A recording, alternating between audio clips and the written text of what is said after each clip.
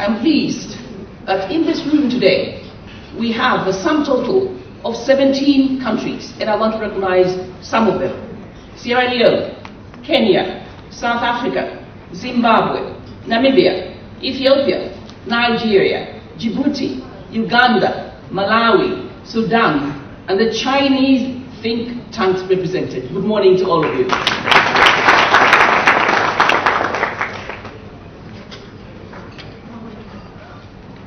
To our international delegates, I say you are very welcome to Zambia.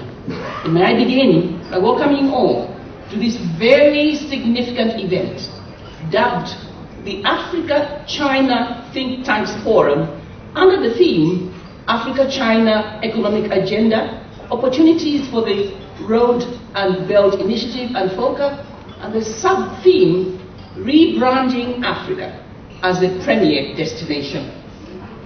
This forum is being jointly hosted by the Policy Monitoring and Research Center, PMRC, and the Embassy of the People's Republic of China in Zambia, to pioneer a strong position on enhancing networks of African think tanks. The objective of the forum is to promote Africa's global economic cooperation through knowledge sharing and research objectives on infrastructure, economic development, trade facilitation, and initiating the process to establish global think tanks network committed to building sustainable cooperation with China and the rest of the world. Your Excellencies and distinguished delegates, ladies and gentlemen, the African Union adopted Agenda 2063 as a roadmap for continental development by aligning thinking from across the continent and distilling the vision in a set of aspirations. A snapshot of the 7 aspirations of the Vision 2063 includes: 1. A prosperous Africa based on inclusive growth and sustainable development.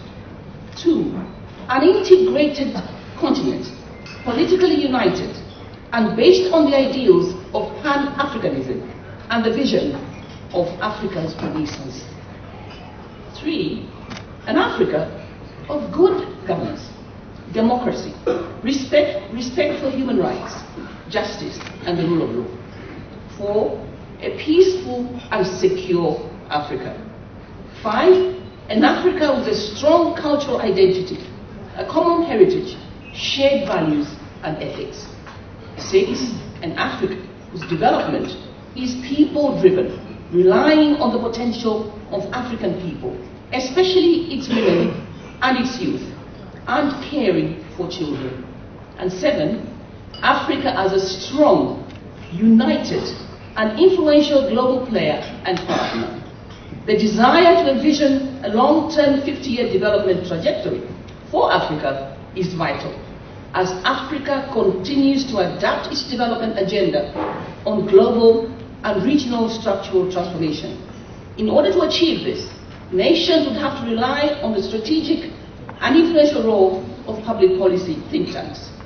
Africa requires increased unity of purpose, which would make it a global power to be reckoned with, capable of rallying support around its own common agenda, and emerging as the #1 development and investment destination in agribusiness, in infrastructure development, in health, in education, as well as value addition in Africa's vast commodities.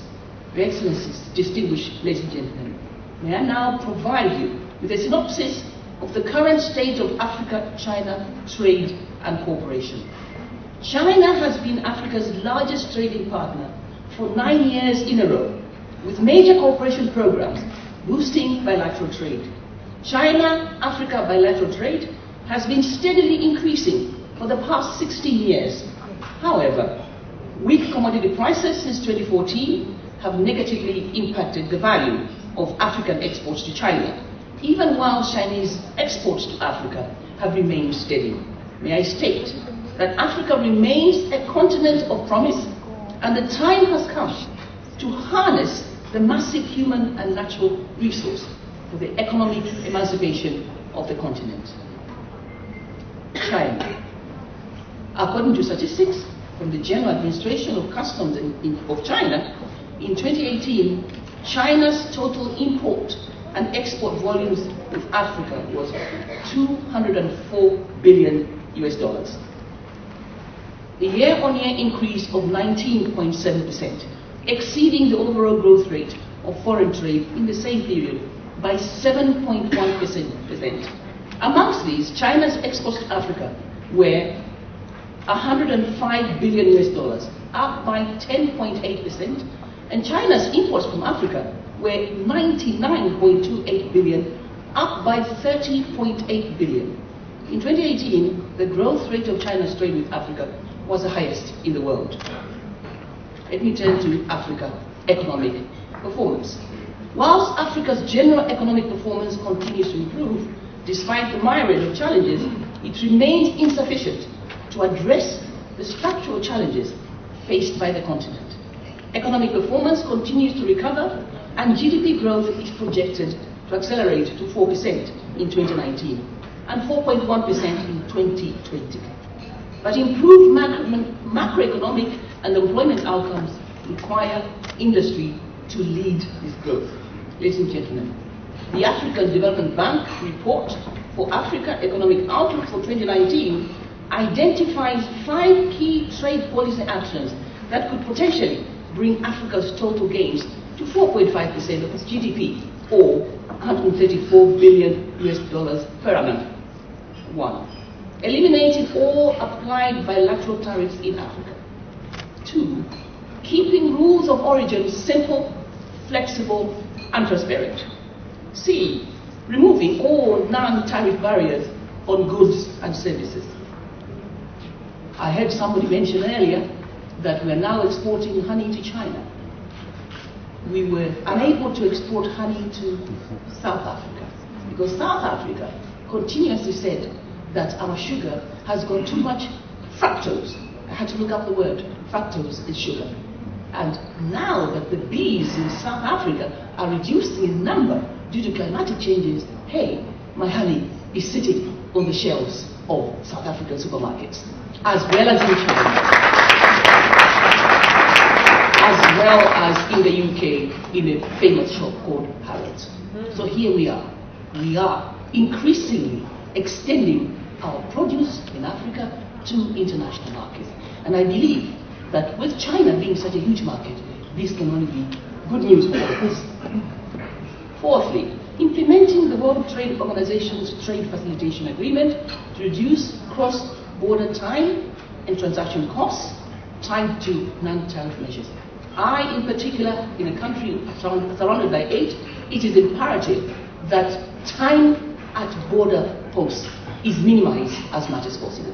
Because I'm bringing in a lot of goods. I want to take out a lot of goods. And I want the businessman to be able to transact very quickly through the borders. So ensuring that there's less and less time at our border posts is absolutely critical.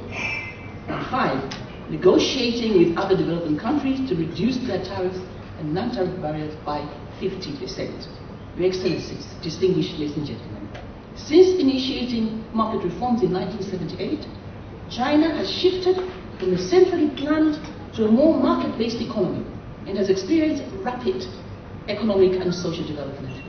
GDP growth has averaged nearly 10% per annum, the fastest sustained expansion by a major economy in history. And more than 850 million people have been lifted out of poverty.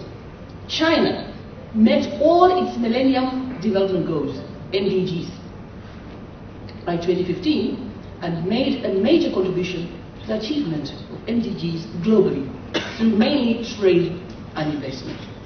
Although China's GDP growth has gradually reduced since 2012, it is still relatively high by current global standards.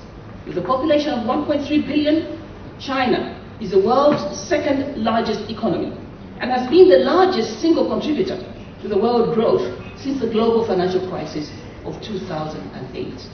Your Excellencies, distinguished ladies and gentlemen, as we have gathered today for this very important undertaking, it is very critical that we reflect on the critical roles that think tanks should play in ensuring that the Africa-China partnership doesn't leave anyone behind. It is very critical that Africa pursues a development path that fits into its national conditions, anchored on the AU Agenda 2063. Further, we should also strategically align programs and infrastructure plans to complement One Belt, One Road initiative that is poised to also benefit the continent and enhance trade. Further, Africa needs to interrogate the several challenges our people face and henceforth ensure that this consortium of think tanks leads the way with evidence-based solutions that will bring about an improvement in the lives of millions of Africans across the continent. We have to develop solutions for trade barriers across the continent, for inadequate financing needed by infrastructure development, the prevailing poverty situation in the continent. Climate change is here. The issue of women and youth empowerment amongst several challenges. Distinguished invited guests, as I conclude, allow me to stress the need to build Africa-China cooperation with a shared future, to assume our joint responsibility and continue to pursue a win-win cooperation. We need to mutually uphold the common interests of Africa and China and concurrently implement both the Road and Belt Initiative vis-à-vis the African AU Agenda 2063 for sustainable development programs.